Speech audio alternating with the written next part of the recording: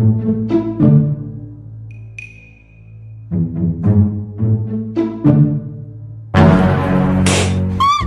don't want peace.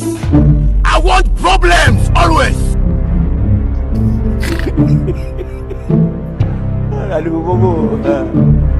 Aja Pak Widi dah tu.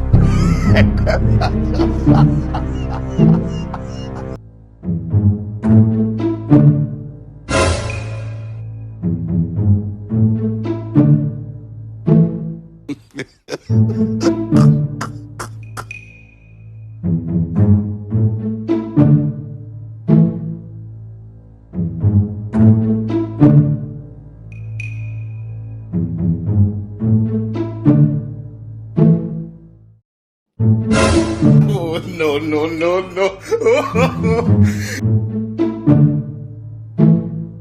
Aduh, bobo.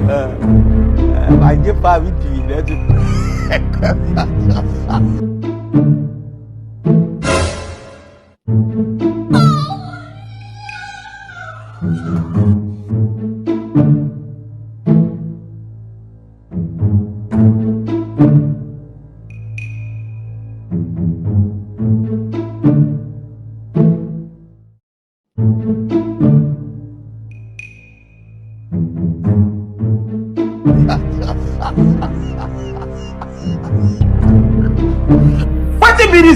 Wetin be this?